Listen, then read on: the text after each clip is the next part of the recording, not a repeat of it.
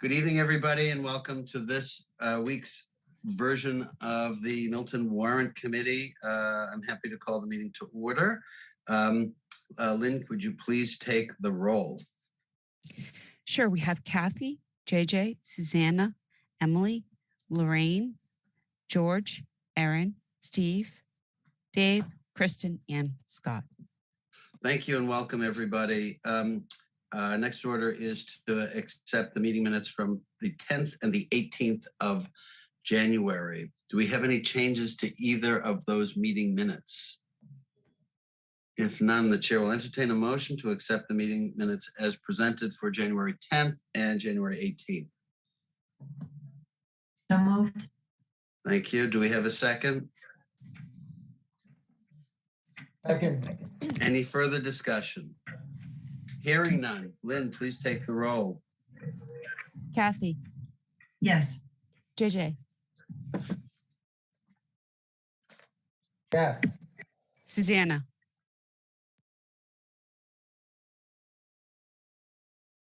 Apologies, yes. Emily. Yes. Lorraine. Yes. George. Yes. Erin. Yes. Steve. Yes. Dave. Yes. Kristen. Yes. And Scott. Yes. Thank you all. We have three presentations tonight. Department of Public Works, Milton Police, and Inspectional Services.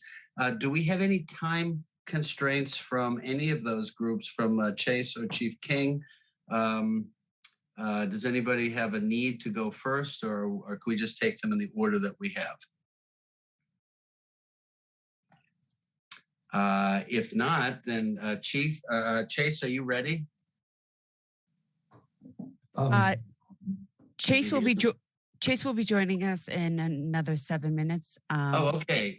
Is Chief King on? Yes, sir. Chase gave me a heads up. He'd be running late and asked if I could go first if he didn't make it in time, but I didn't. Oh, no problem. Okay, perfect. All right. If you're set, Chief, please, you have the floor. And welcome. Thank you very much for coming. Thank you, everyone. Thanks for your time. I have a brief PowerPoint that Lynn's kind enough to just go through the slides. There's only about a half dozen. And I'll just give you a very brief overview. And I'll just wait 1 sec for her. All right, the first slide's nothing. So we're going on to the second slide. This is just a very brief highlight of some accomplishments during the year. We handled 13,478 incidents in FY22. We obviously were dealing, like everybody, with the continuing COVID-19 impacts, which has impacted operations in a lot of ways. I won't repeat that because you're more familiar with it from last year, but we've still been dealing with the COVID-19. We're continuing to work towards accreditation. That continues. That slowed down a little bit, partially because of COVID-19. And, there was some, as I'll mention the next topic down, police reform requirements. Some of them overlap with accreditation, some don't. So we completed several police reform requirements that had certain deadlines. And another accomplishment was we are in the process currently of doing a new CAD RMS system upgrade. CAD RMS, basically CAD stands for Computer Aided Dispatch, and RMS stands for Records Management System. And just a friendly reminder here, all emergency communications in this town go through us. That includes the fire department and the ambulance. And the system was 30 years old. It was a capital project through the capital committee. But it basically is overhauling everything from the original calls coming in, the incidents that are created, the dispatching of those calls, whether it's police or fire, to, after the incident, records management, evidence management, you name it. So those systems last a long time. The last one came 1992 or 93, I forget, but roughly 30 years ago. So this is the first upgrade to that. So that's quite a project. It takes probably about close to a year. Everybody has to be trained on all the new systems and all the things, the booking room, everything gets upgraded, how things are transmitted, from accidents to the registry to court documents to the court. It basically, there's no more paperwork. Everything's computerized, which it was, but it's a whole new system doing it. So that's just a highlight of some of the stuff. On the next slide, is just some initiative and goals for this year. You probably saw my budget narrative. We have some vacancies. In my narrative, I listed 5 officer vacancies, and I noted some are more imminent. We're actually up to 6 now. We had somebody leave a couple days ago. So we have 6, and we probably will have some more coming in. We have vetted candidates. We're currently doing backgrounds. We're hoping to maybe get a spring training academies. That's something we're working on every day. We have some more work on that to do next week, but that's progressing pretty actively. You also see I have 3 civilians I mentioned in my budget narrative. They're currently being filled. They've basically been selected, and they've been hired, but they haven't necessarily started. So those 3 civilian positions pretty much are filled, and they relate to a couple of different roles. There's a business manager, administrative assistant who retired. That person's been selected.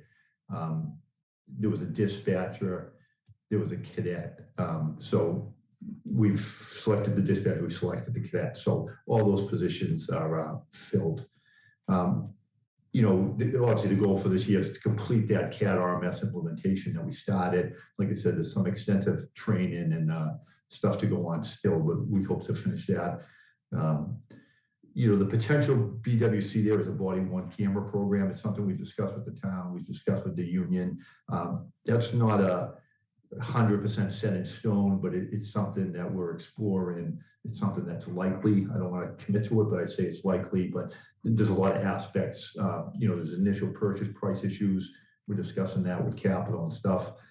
There's union issues we have to discuss with them. And long term, there's issues related to storage costs and how that will impact our town and weighing the value of the program versus the cost of the town. So that's on the radar. And then we're kind of always, this is like a pet interest of mine, really looking to keep expanding our community outreach related to mental health and substance use disorders. And on that front, I know the selectmen are currently meeting right now, but one of the topics we're looking at is exploring some of the COVID federal money to increase our mental health clinician from part-time to full-time. So those are just kind of big things on the radar. On the next slide is just really the money overview. And this breakdown, I'll credit Karen for putting together, but it's basically based on the budget we submitted. But as you can see, I feel it's pretty modest. The salary and wages, they're actually down a fraction. If you look across the top column, the next one, overtime, it's level, no increase at all. The next one, general, it shows an increase, but just to clarify, that increase is not really something I sought. It's something I inherit by going to that new CAD RMS software system. I detailed this in my budget narrative, but there's a maintenance fee, a maintenance and support fee that goes with that. So, that's $39,000 and change, and that's what accounts for that increase. It's the only one item that's an increase in our general. Otherwise, that would have been level 2. But I have no option. When you buy these software systems, you have to commit to their maintenance and support. And if we didn't, we wouldn't be able to do, like I said, kind of those live transmissions of stuff from fingerprints to accidents to citations to court documents. So, and also, as I mentioned, that's a cost I'm inheriting for both me and the fire department, because the software does both, and we put that in my budget, not in theirs. So it's kind of incorporating it for all public safety in town, and we handle the ambulance too. New equipment, you see that increase. That's a supplemental request, so I'm not saying I have it, but if it's level, it's level. That's something I kind of highlighted, that we traditionally got $128,000 to purchase vehicles each year. The last few years, obviously tough times and tough decisions for yourselves and other town officials, it's been really cut to 88, which is only purchasing 2 cars. So also, as you see in my narrative, I elaborate a little bit that I think, long term, we got to get back to that 3rd car, or, I think long term is going to have implications on the vehicle fleet. We are the only department that runs vehicles 24 hours a day. The fire doesn't, the DPW doesn't. It's really only the police. So that request, it looks like a high percentage, 45%, but it's really just a flat 40,000 for one cruiser. And if it's funded, it's funded. If it's not, I understand that. I didn't put that in my regular budget. I put that in as a supplemental request. Lee Shaw, it's level, pretty basic there. Underneath that is salary and wages for Lee Shaw. That's down a fraction. That's just the way the steps and lanes go sometimes. And, overall, if you look at the total and look at the variance, I mean, it's 0.9, it's not even 1%. So, I feel it's as conservative and fair as we could be and still keep operations that way we need it. The next slide just kind of elaborates a supplemental request. I won't repeat it, but it's basically $40,000 to get that third police vehicle if it is chose to be funded. And that's really it for the PowerPoint. You could close that, Lynn. I thank you for doing that for me. And, I'm always happy to answer questions. I don't want to repeat the narrative or bore you with something I already wrote that you've read. So, that's kind of the financial overview, but I'm always happy to answer questions. Chief, thank you very much, and thank you for being succinct. You have level overtime, but you have these vacancies. How do you reconcile that, or how are you managing that? I guess I'm impressed that you do, but I would have expected that overtime would have been up with vacancies at that magnitude. So, what's your magic? Well, overtime goes up, but I have that salary because it was funded. So, like, for example, an officer just retired the last day of January. Okay. So, he's creating overtime from me being vacant, but I have his salary because I'm already, Got it. Okay. I use that. And by July 1, I hope to have them in police academies and they'll be replaced. Well, I give you a lot of credit for doing that, for having these line items filling. It's good to see that the resources are being used. Questions by the membership for the chief? Kathy. A couple of quick questions. On the CAD system, when that is fully implemented, will there be any savings in the police department? It really won't be a savings, no. It's more just a functionality. It's kind of something we need. Calls come in. It's the only way to log it. When I started in '92, we used paper and pen, and we became computerized. It was either the very end of '92 or early '93, and it's to replace basically an existing system. We didn't shift to this system due to like a financial savings or, it didn't really impact personnel. The reason we switched is the old system's no longer being supported. The company got bought out. They have different software interests outside of the public safety profession.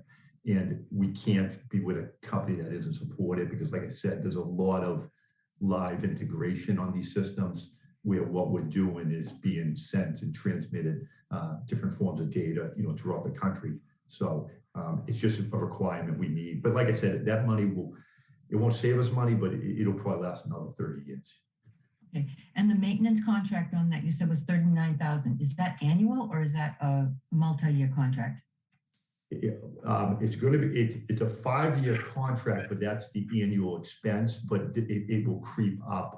I don't have the 5-year plan right in front of me, but if an example, I know the first year is $39,852 and 65 cents. The 5th year is about 10 grand more. It's about 49. So it's going to go up about 2,000 a year. Oh, okay. And then lastly, in the general expense, is that where we would find the expense for fuel for your autos? Yes. Okay. I'm assuming that that's a large portion of that increase? That was level funded. There's no increase on the fuel. The only increase in general is purely that software maintenance fee. On the, I'll just bring up a tab as I speak to you. Excuse me for 1 sec. On the fuel,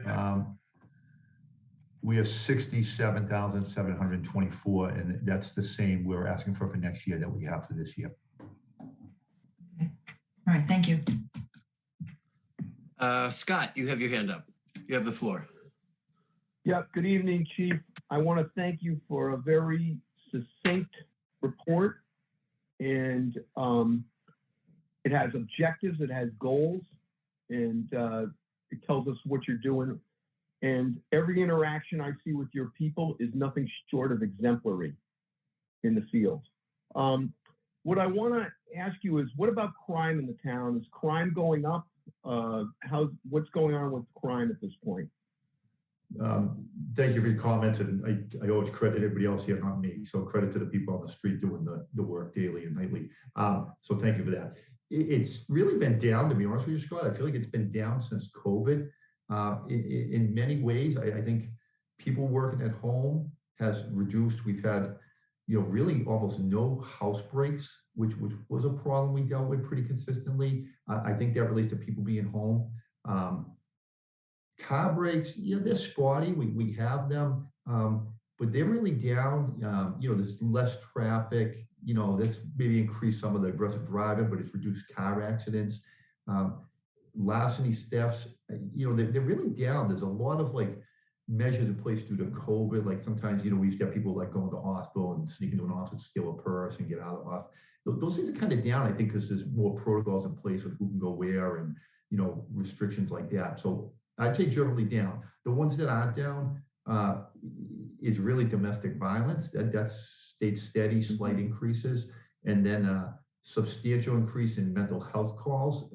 Some of them are crime related, some of them really aren't crime. They're just somebody in crisis, but a significant increase in that one. Substance use disorder, really a lot of communities have been up. We haven't been, we've been pretty steady with that. But unfortunately, we're always dealing with a few fatalities and non-fatal ones. But I'd say pretty much everything's been down except for domestics, really, and mental health calls. Domestics almost level, maybe a little higher, and mental health extremely higher. Mm-hmm. Okay, well, I have no further questions. Thanks for an excellent job, and really thanks for keeping the pencil sharp on the budget. That's impressive given the inflation rate and everything that's going on here. Thank you. Yeah. Anyone else for the chief? Okay. All right. Chief, thank you very much. Keep up the good work. As I think many of us have found the support that we get from your men and women in the field is comforting and reassuring, because I know that they don't have an easy job, particularly now with stress levels being where they are. I can only imagine that some calls are, surprising to them, if nothing else. But keep up the good work, and the subcommittees, our subcommittee on public safety will be in touch and go through things with detail, and we appreciate your cooperation. Sounds good. Thank you, everybody. Have a good night. Thank you. Good night. Thank you. Next on our agenda is Chase Berkeley. Chase, for DPW, welcome. Good evening, Mr. Chair and members of the committee. Thank you for having me. Thank you for your time tonight. So Chase Berkeley, DPW Director for the town. The budget I'm presenting tonight, just as a reminder, is the ones that relate to the general fund. We will not be discussing the enterprise funds tonight because we do not have our MWRA assessment figures in yet. Those typically come out in mid-February. So we'll be back to present on the three enterprise fund budgets later. Which is typical for every year. So I'll walk through the four budgets. We can go to the next slide, please, Lynn. Thank you. And happy to take any questions during the presentation or after, whichever you prefer. So our Public Works general budget is exactly what it sounds like. It's everything, which includes the engineering department at Town Hall, our operational group, and all of our expenditures. So that budget is going up percentage-wise the highest overall, because what we requested is to return to our FY21 amount on one of our biggest lines, which is a payment to contractors line. So from FY1 to FY22, we cut that line in half in order to make up or help make up the budget deficit. So that larger increase is because we're trying to get back to where we were in FY21 and just be level funded with that. So that's why it looks like a big number, which it is a big number, but if you go back historically, it's not as much of an increase as you'd expect. And so beyond that budget, beyond that supplemental request, we've met all the accounting department's requests as far as level funding with only contractual personnel steps and lanes, wages. We are reaching the end of our 3 collective bargaining contracts, June 30th. So those will be in negotiations through the spring.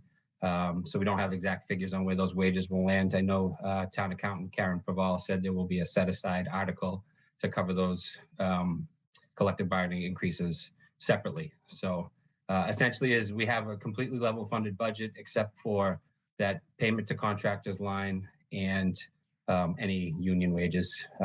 As far as utilities, fuel, all those costs are all level funded. And so moving on to snow and ice, that's a level funded number. Historically, our average for a year is about $500,000 on snow and ice expenditures. That budget is kept intentionally low because we are allowed to roll that deficit into a future year. I believe it's one of the only, if not the only, budgets you could do that with in the Commonwealth. So if we were to have an extraordinary expenditure and not be able to absorb that overage, we are allowed to pass those costs on to the next fiscal year so we can absorb them there. As far as vehicle maintenance, so we've had some personnel turnover there. I don't know if you're all aware, but our lead mechanic was a victim of COVID-19 and did not make it through. So we had to replace him.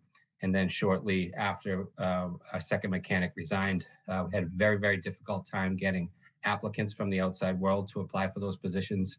So we did some internal shuffling of our own personnel. We luckily had a couple of staff members that had mechanic backgrounds that had moved on to different positions that were willing to go back into the garage. So we've been revamping that with those new bodies in there, and it's in a good place right now. So I'm happy to report that. So that's essentially just your wage increases you see there from 22 to 23.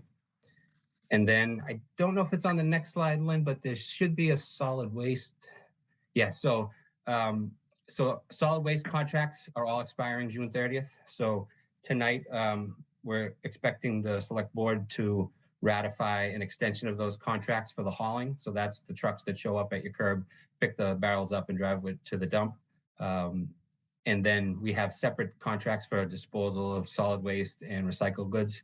Those are through the Covanta facility in Braintree and Waste Management in Avon. So we are in negotiations now to also extend those. As you might expect, everybody tells us that they need to raise their fees because cost of doing business is going up, but we just don't have exact solid numbers on it yet. So, but we're in a comfortable place where we know where it's headed. So the FY23 budget does take into account anticipated fee increases from our solid waste vendors. We have very firm numbers on the hauling, less firm on the disposal, but we have a good idea where it's going to be. So, and that's completely contractual. So obviously it's a factor of tonnage as well. So we did certainly see throughout the COVID-19 pandemic, tonnages go up in town because people are spending more time in the house and not spending 8 hours a day at work where they're throwing stuff away there. So tonnages are up. They've come back a little, but they're not back to historical levels yet. They're still a little bit higher than they typically used to be. So we've incorporated that little bit of an extra tonnage into the FY23 budget figures. And that should do it for solid waste, Lynn. Go to the next one. So I touched on this, but this is just that supplemental request is in that payment to contractors line, which we cut for FY22. That's somewhat of a dynamic budget line item. We use it in a couple different capacities. So one is we often apply for and receive grants from the state, but they don't typically cover 100% of the goal of the effort. So we might get a grant to rebuild an intersection, but we need to supplement a little bit of that with our own money to get the project built. So it covers those type of extra costs that sometimes can't be foreseen, 18 months out. It covers for any type of emergency. If, it's a car crash that takes out the signals in an intersection, we need to put them back in.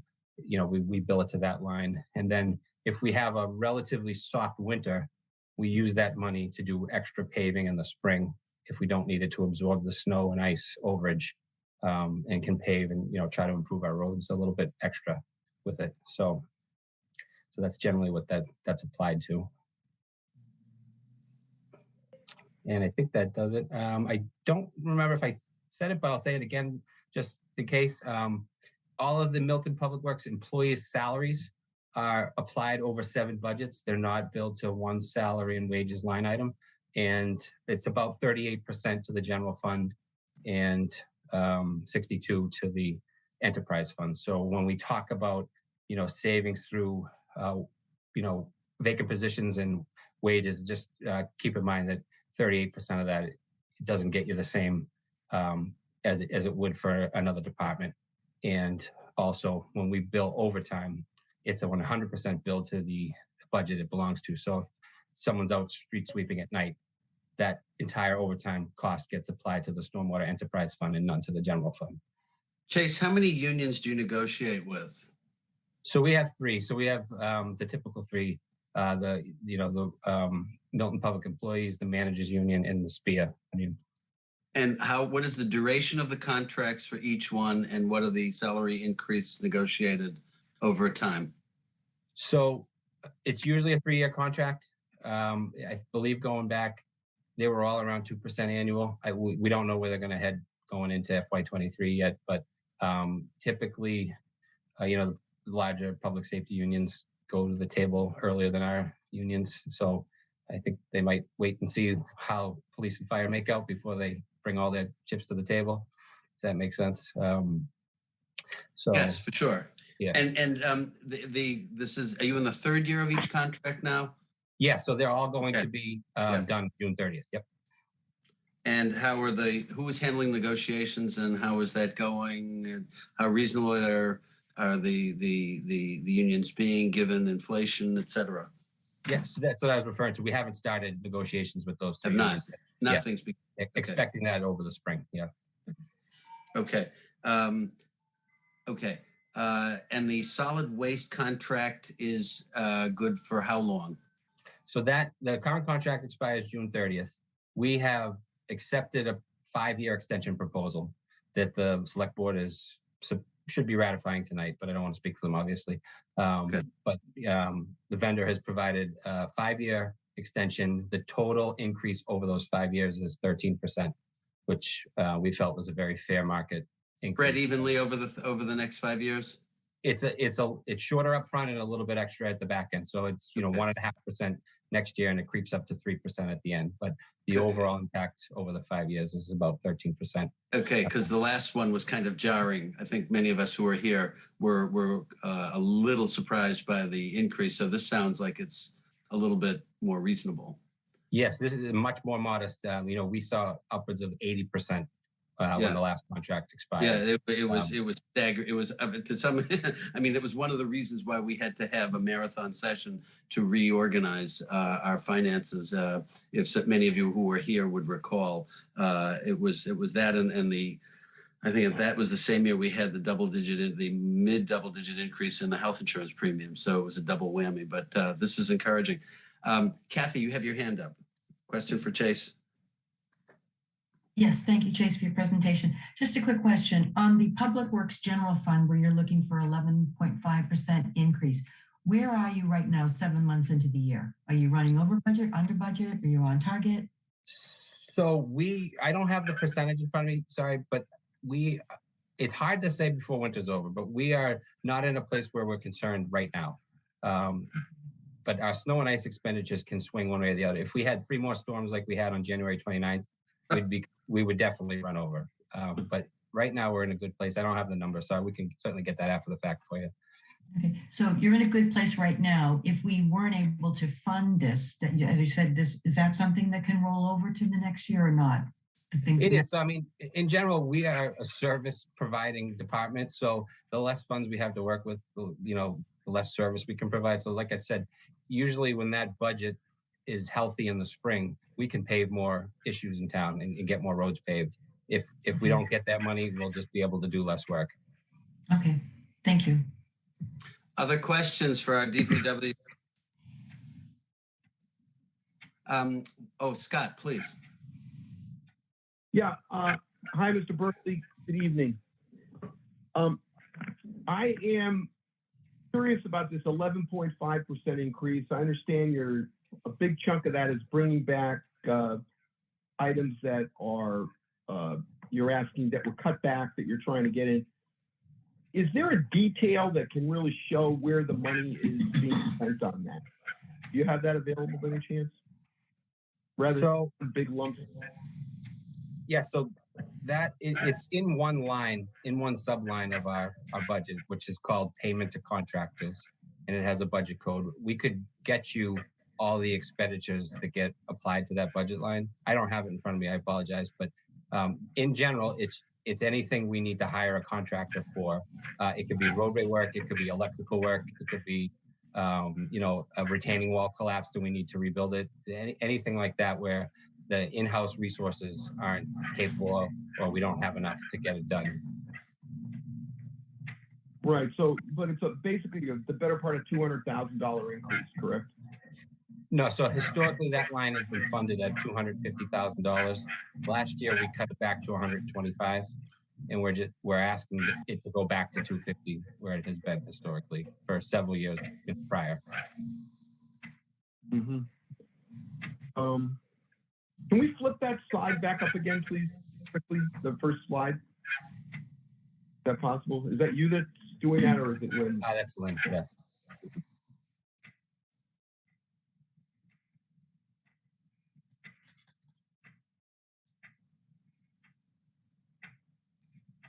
Thank you, Lynn.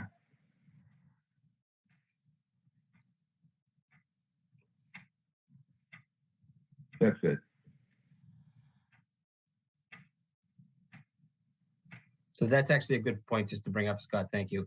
So that budget is rolled into the snow and ice and vehicle maintenance, and that's one bottom line that we vote on, or the town meeting votes on.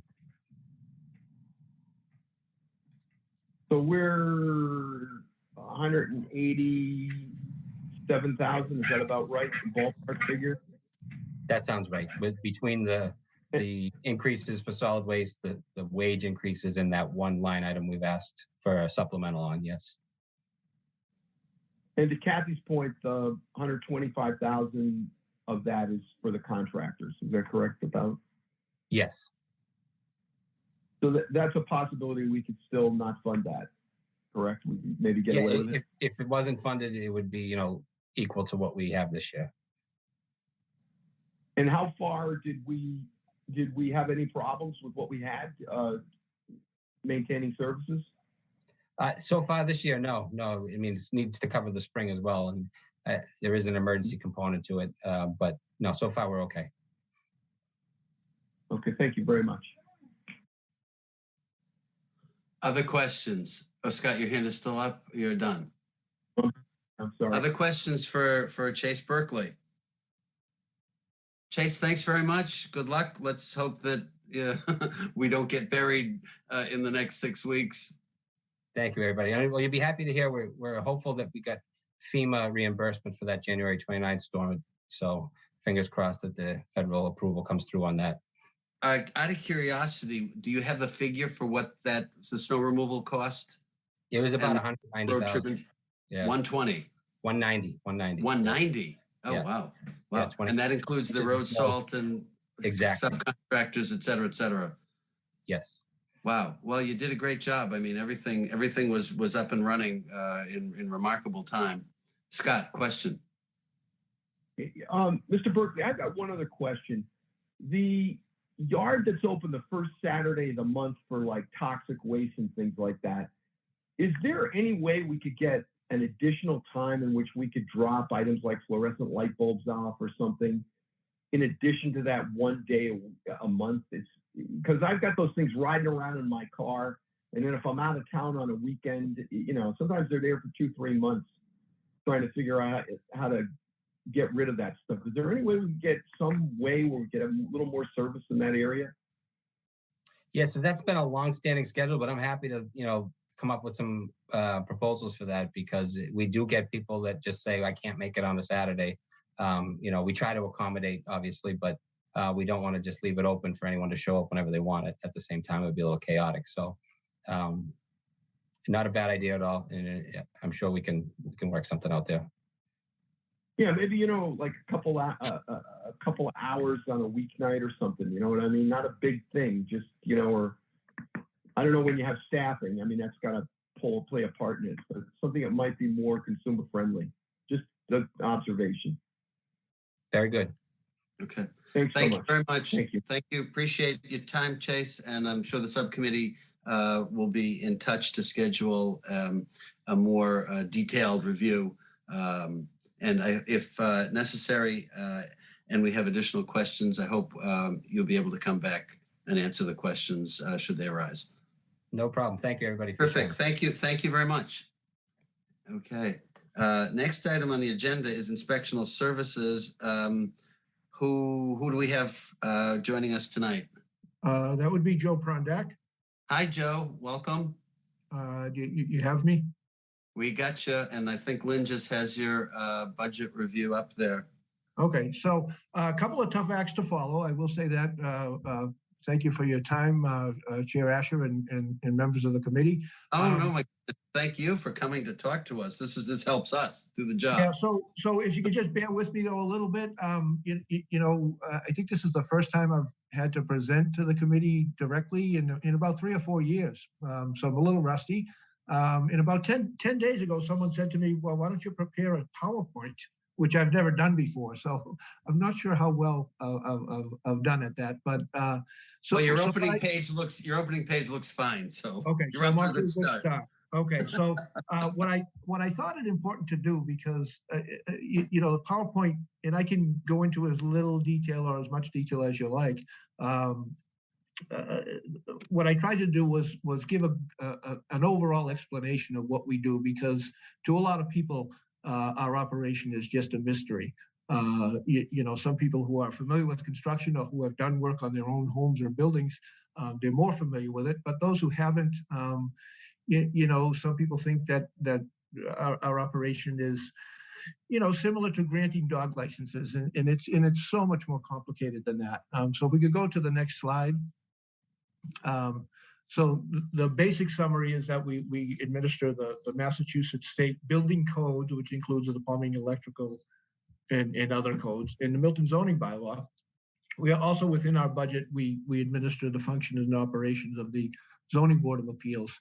And we maintain individual property records relative to all the permitting history since time began, since as far as records go back. And that's very important for determining legal use of properties. So if we can go to the next slide. So the tasks related to that, reviewing permit applications and related submittals for compliance with the bylaws and the code requirements. The documentation mostly through contracts, copies of contracts, to ensure appropriate, our fees are based on value of work. So we use the contracts to make sure that people are declaring the right values and paying the appropriate fees. Permitting process requires coordination between other departments, such as DPW, engineering, and health. That gets us to actually issuing the permits. Once permits are issued, there are a number of inspections that are performed throughout the construction process, so to speak. Next slide, please. We also have a code enforcement arm, so to speak, where we're monitoring various properties, whether by complaint or simply by just driving around town and looking for violations. And most of those are our most common violations are, unregistered vehicles, commercial vehicles parked on properties, and junk and debris. Those are probably the three top issues. And then, as a lot of folks are aware, we also are obligated to enforce the terms of various special permits that are issued by either the zoning board or the planning board. For example, on the former Governor Stoughton property where Pulte built the 23 homes, there's a number of conditions that were placed on that property. The Woodmere development, the ongoing Walcott Woods development, the Henry's ice cream facility, all of that. There are numerous conditions that we have to administer and enforce. Next slide, please. Joe, can I ask you, how many of you are there doing this? So we have currently, myself as the head building inspector, I have one full-time building inspector, one part-time building inspector. I have a part-time plumbing inspector and a part-time wiring inspector, and 2 clerical staff, and one full-time code enforcement officer, we call it. So a question that occasionally has come up, and I'm glad that you're here to talk to us about this, is Sure. that given that this is a fee generating entity, Yep. to some Would increasing your workforce and having full-time people as opposed to part-time be offset by increased revenues? I mean, would you be able to do more that would generate fees that would offset the salaries that you'd have to pay? What's your sense? It's hard to put a number on that. You know, that's kind of a crystal ball question. You know, certainly it takes a lot of effort to administer the requirements of the various codes that we have to enforce. But along with that, we do spend time. You know, it's just another task to review contracts and often go into negotiations with contractors and permit applicants to ensure that we are getting the appropriate fees. So you know, certainly we could capture more of work that goes on without permits. That's an ongoing problem. But just that was that was going to be my next question. How much goes uncompensated, I should say. Yeah, again, it's hard to put a number on it. It certainly goes on. It goes on in every city and town, probably nationwide. You know, we are constantly, when we're out doing an inspection on a particular property, we will often see the property across the street where work is going on, and we'll, you know, go across the street and stop it. But, you know, if we had more eyes in the field, we would certainly come across more of that. Whether or not it would offset the costs, I can't say for sure. It would certainly help to maintain the fees that we do collect, the level of fees that we do collect. Is that sufficient on that question? Yes, thank you. Yeah. Okay, and some of the other duties that we do perform that a lot of people don't realize is that we perform yearly inspections on schools, all of our schools, the public and private schools, in restaurants / places, what we call places of assembly. The building code requires that we inspect them every year to make sure the egress components, such as, you know, doors and emergency lights and exit lights, all operate sufficiently and are properly maintained. The same inspections are performed every 5 years on churches and temples and multifamily buildings. We do respond to emergencies, most commonly fires, but not always. Sometimes we have vehicles hit buildings, or you know, gas pipes could break within homes. So you know, there's often an overtime factor in that. You know, a lot of these incidents occur at night, so we have all of our inspectors are on call to respond to these emergencies. And then, as I touched on before, we have our code compliance, our zoning code compliance officer, who kind of patrols the town and responds to complaints. Next slide. Response reports from police and fire. Oftentimes, police or fire, when they respond to a particular incident, they may discover that there may be an illegal use, like a rooming house or illegal apartments, which they then refer to us, and that, you know, triggers another level of investigation and enforcement, and that can trigger issuing citations for those. And then certain violations or violators that aren't compliant with direct citations from the office, we have to follow up and seek compliance through the court system, or in the case of contractors, maybe state licensing agencies. Next slide.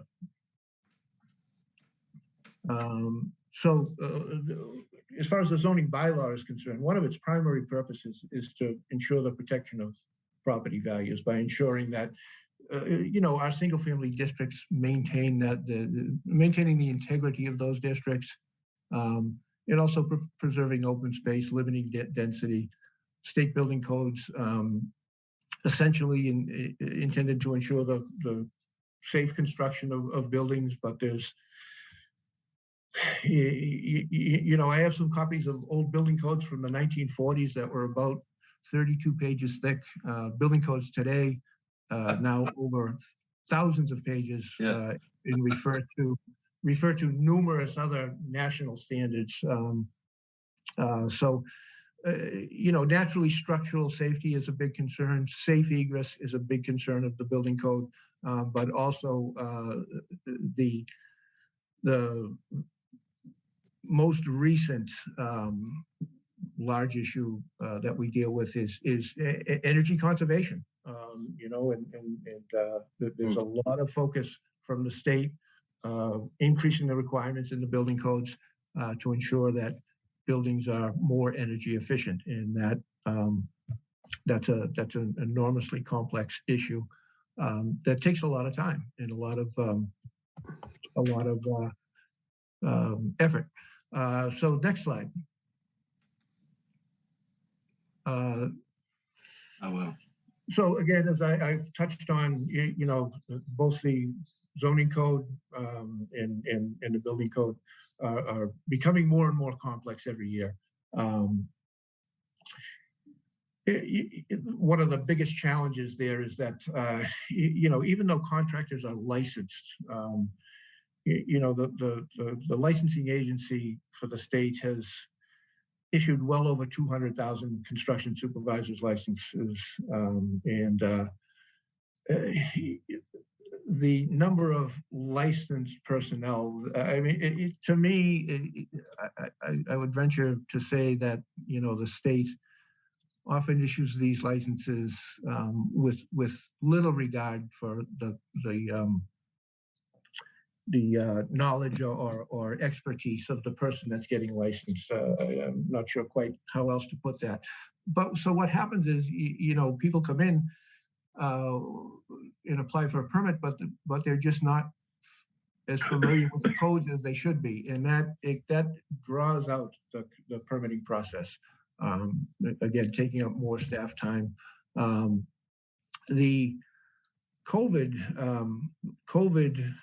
situation was really unique in that when COVID first hit, and as I've said before, I am apparently a terrible estimator of what the construction market is going to do. When COVID hit, I thought for sure that construction was going to come to a standstill, and it did just the opposite. Construction boomed, and we're seeing, not only the steady increase in the construction of single-family homes, I guess due to the desire of a lot of people to just live in Milton, but also, people, they needed to expand their homes because they're home more and they needed more space, and they, needed to remodel and finish off their basements so they could have private space to put the kids, or private space to have home offices. So the construction in Milton has just exploded in many unexpected ways.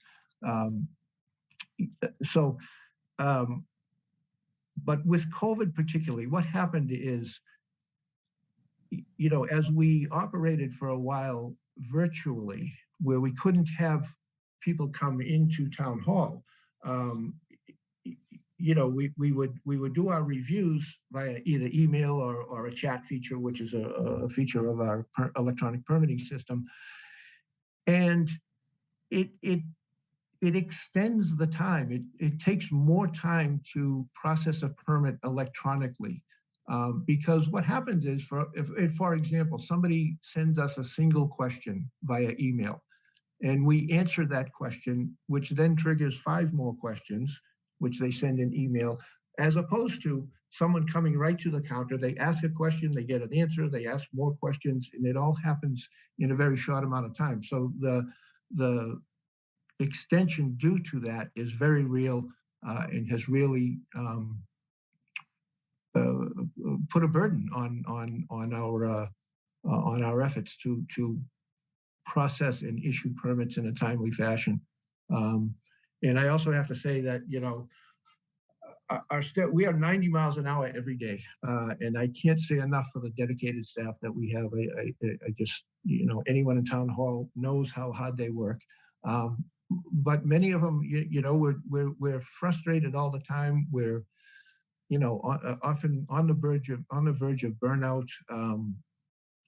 We come into work every day hoping that, today will be the day that it slows up, or that we're able to catch up on a particular issue, and it just never happens. And this has been going on for a long period of time. So that leads me to, next slide, please. What so we have our level funded budget, which is about $540,000. We're asking a supplemental budget, and there are several reasons for this. There are three separate part-time positions. The first one is an administrative clerk. So the other thing that happened was the town got, as I'm sure most people are aware, the town got a deluge of 40B affordable housing zoning applications. One of our administrative clerks, the duties of that position was 50% building department, 50% zoning board of appeals. A normal caseload for the zoning board of appeals in any given year is about 50 cases, which results in 50 to 60 hearings.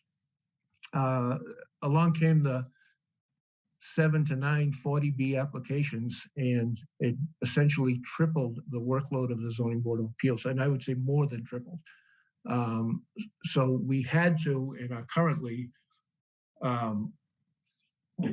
we had to take we had to take the clerk that was dedicated 50% building department, 50% zoning board of appeals, and dedicate those duties just to the 40Bs. So we now have, under with approval of the town accountant and town administrator, we are using a staff member from the planning department to help cover hours in the building department. So we anticipate that these 40B affordable housing cases are going to continue for the next year or more. And it's just a simple fact that we need more hours. We're going to have to, for this year, we're going to have to seek an additional funding request, I forget the reserve fund transfer, to cover those hours that we've had to pay to pick up the slack on this particular issue. So I'm trying to get a 16-hour-a-week position approved. And this is it. This will be a temporary position once the 40B applications either come to an end or somehow subside. I don't know when that's going to happen. Nobody really does, but we need that extra staffing to cover that enormous extra burden on the zoning board of appeals. So what kind of training is required for that, Joe? What kind of a profile is that? Just out of curiosity. So it's difficult to say because it's all in-house training. It's similar to a legal secretary. So the past 3 persons that have held that position came into the position with really no knowledge of what the position is, and you just have to train them in-house. It's very rare that any city or town that were trying to fill this position would get an applicant that has done it before. But we've done it before. We've managed to very successfully train people for this position. The people who have the fortunate thing is all of the people that have held a position before are still work for the town. They still work in town hall. One just went to the Council on Aging, but they're all willing to come and help and answer questions, for the person who would take the job on. Okay. So the second request, we have a part-time plumbing inspector, and who's been in service, a great plumbing inspector, very qualified, been in service with the town for 30 years or more. We also have what we call a substitute plumbing inspector, and this position was in place prior to my coming here 15 years ago. A person who is he's a local plumber, and he covers our plumbing inspector's duties when, for example, he's out on vacation or out for other reasons.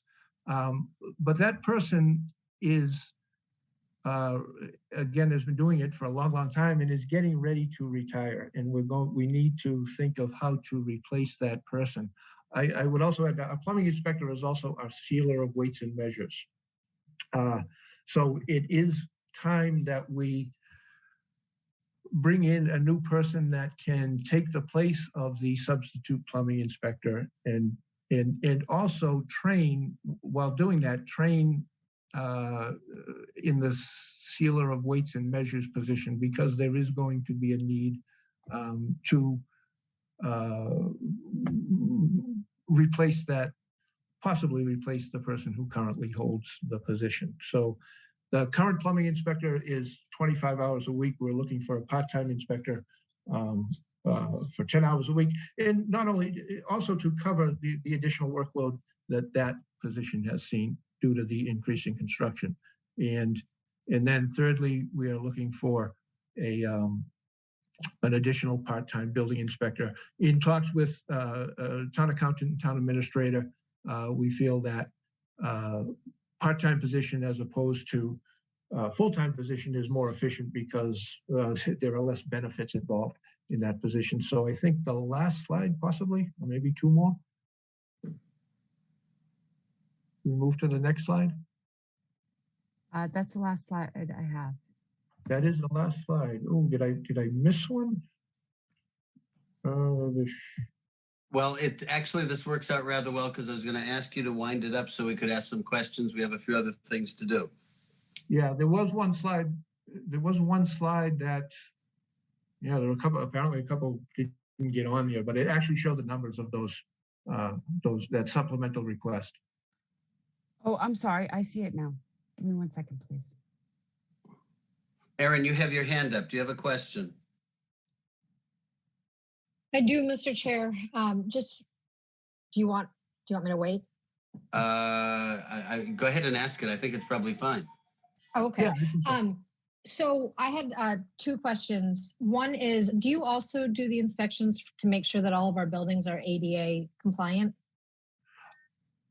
We do. Well, all the public buildings, yes. Yeah. As it applies to public buildings, yes. Fortunately, a lot of that work was done prior to my arrival here 15 years ago. Okay, so good. There's not a lot that gets done on that. Okay. And my next question is we've heard not only from the schools, but also from the town administrator about how hard it was to hire recently. And I noticed that all three of your jobs are part-time. I'm wondering, I understand why you're doing that, and I understand the, benefits and all those other things. I'm concerned that trying to offer or find three people to do part-time work is going to be even harder than it was for the town and the schools to find full-time employees with benefits. So can you talk to me a little bit, Joe, about what your thoughts are around that, and if it's possible to combine the administrative assistant and the so the administrative assistant, I understand it'd probably be different rates. The administrative assistant that we're looking to fund for next fiscal year is already doing the position. She works for the planning office. She's now doing extra hours. So that will we just want to continue to be able to pay her to do that until there is no longer a need for it. Plumbing inspector, what we anticipate is a licensed plumber who is probably starting to wind down their business, or maybe getting tired of the run-of-the-mill operation, who would be willing to supplement his income with a part-time job. And the same thing with a building inspector. It's pretty common throughout this industry for retired building inspectors to come back as part-time. So I'm aware of the challenges that others have had in hiring, but I don't see that challenge so much with these positions. Wonderful, thanks. The good questions. I think that's the ADA issue particularly is an interesting one, I think, to a number of us. Okay, Joe, please continue and see if we can kind of wrap it up soon. Yeah, so basically that's it. I think, this shows the supplemental request. I guess I made the assumption that that you guys all had the level funded budget, which is about 540,000. I will say that, if I look at the numbers, you know, last year we ended up taking in about $1.3 million. And this year we, as of today, we have taken in $734,000. So we're on track to be at or over $1 million, which we've done for the past couple of years. And that is significantly over our operating budget. Yeah, I think you certainly earn your keep. And I think it's going to get even busier over the next couple of years for sure. I need 10 feet of snow. Yeah, God. I don't know if Chase would agree with that one, but anyway. Probably not. Listen, thank you very much. Questions for inspectional services? Scott, you have your hand up. Yeah, Mr. Prondak, good evening. I'm just curious, what's been the percentage increase in the amount of this you're handling? I'm sorry, that broke up a little bit, Scott. Oh, it did. Can you hear me better now? Yep, it's probably my end. What is the percentage increase in the amount of business you're handling now versus the last year or 2 years? I actually don't have that in front of me, but could certainly get that for you. Okay, I'd appreciate that, please. Mm-hmm. And I think that's about it for now for me. Okay. Thank you. Anybody else? Joe, thank you very much. Scott, your hand's still up, or no, you're good? Okay. Thank you all. Joe, thank you very much for coming. It's good to see you. It's been a while, and I'm glad you could come and present to us. Okay, thanks again, folks. Terrific. Next, we have, because that's it for the presentations. I wanted to follow up on a couple of things while we were here. Our next meeting will not be on the 14th. It'll be a week from today, which is the 16th, and I hope we will be able to have as many of you as possible. The special town meeting warrant, I believe, has been completed. The final, Lynn, do you have everybody's comments now? There's a meeting to proof it tomorrow. My letter is in after the affirmation that the ADU article will be included. I received a note from Denny Swenson that there were substantially no changes other than the corrections of some typos in the ADU article, and the select board has elected to keep it in the warrant. So there will be 4 articles for the March 14th special town meeting. That will go, all the recommendations that we voted are in place. And I believe, Lynn, correct me, everybody has their opinion, their comments to you. I'm missing one, George, but I expect it to be emailed tonight. Okay, I'm not going to ask which, doesn't matter, but whoever is doing it, I'm grateful for you doing it, and we'll look forward to putting it all together. Is there any other business that we need to conduct, or any questions or any concerns anybody might have? I would like to ask us if there aren't any, and please speak up. I don't want to shortchange anybody from bringing up a question that he or she may have. I want to be sure that we do have the subcommittees scheduling to keep the process rolling, so we don't end up with our backs to the wall when it comes to drafting the report.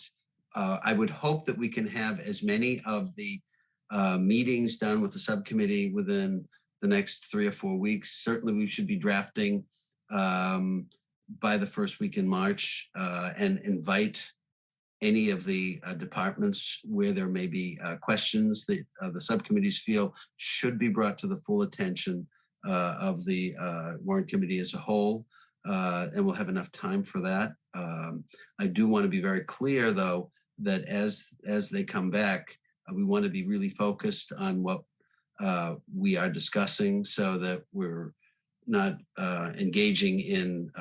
It's really not. I don't necessarily think we're the place for philosophical discussions when we're discussing the budget. It's really kind of dollars and cents. I mean, the philosophical issues are handled by the departments, et cetera, and we forward along to the town meeting the concerns that we may see as we go through.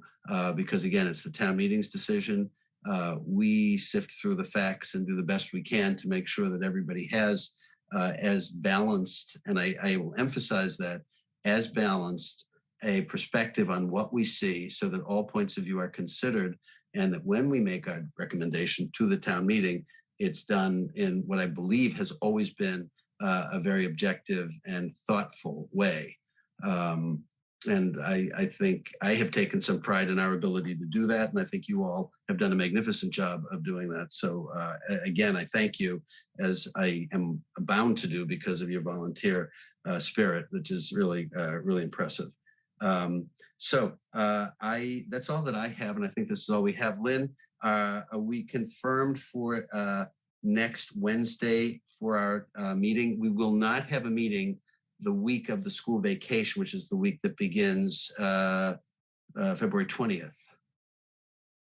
So that's why I want to see if we can get as many of the presentations in as possible from the department heads as we can. And next Wednesday, we'll have, I think, 4.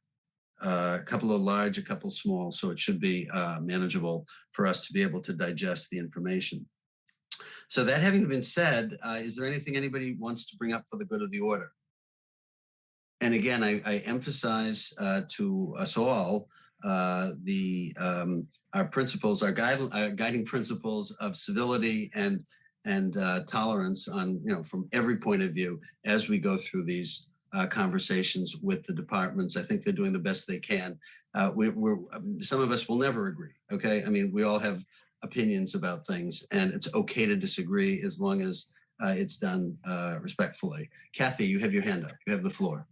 Yeah, just a quick question. Once we've finished with our subcommittee meetings, what kind of feedback do you want us to bring back to the whole group in terms of our recommendation, our concerns, whatever? Thank you. That's exactly the right question to ask. As the subcommittees complete their recommendation, it would be terrific for someone of the members of the subcommittee to send me a note that you've completed, to send Lynn and me, so we have a check on it, a note that it has been completed, that there are issues that came up that may require the attention of the full warrant committee. It's your recommendation. I'm relying on you. You're the boots on the ground here.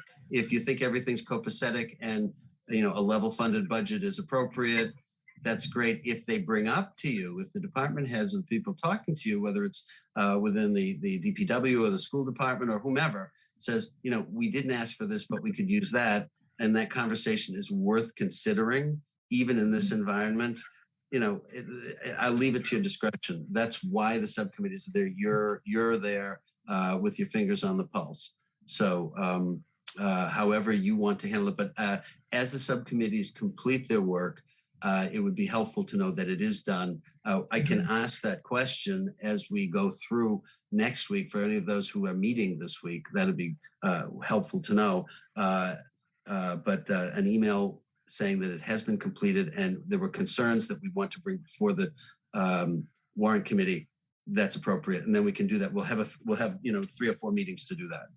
And again, I think that they'll be reasonably focused so that we don't have to go through the entire budget, but just look at the impact that it would have on the numbers as well. And I hope by then we should have some idea from the town administrator and the town accountant what the revenue figure is going to look like, so that I hope we're not going to have to do the Cinderella, fit the big foot into the little glass slipper. So we've had to do that a couple of times in the last few years, but it'd be nice to see the budget balance before we have to slice and dice, because that's no fun for anybody. Okay, is everybody, any other questions? Now's the time. Okay, well, anyway, if that's the case, I thank you all very much. If we have no other business, the chair will entertain a motion to adjourn. I move we adjourn. Do we have a second? Second. Second. Thank you. Lynn, please take the roll. Kathy, Yes. JJ, Yes. Susanna, Yes. Emily, Yes. Lorraine, Yes. George, Yes. Erin, Yes. Steve, Yes. Dave, Yes. Kristen, Yes. Scott. Yes. That's it. Terrific. Thank you all very much. Have a good week. Happy Valentine's Day in advance. Have a good week. Thank you all very much. Good night.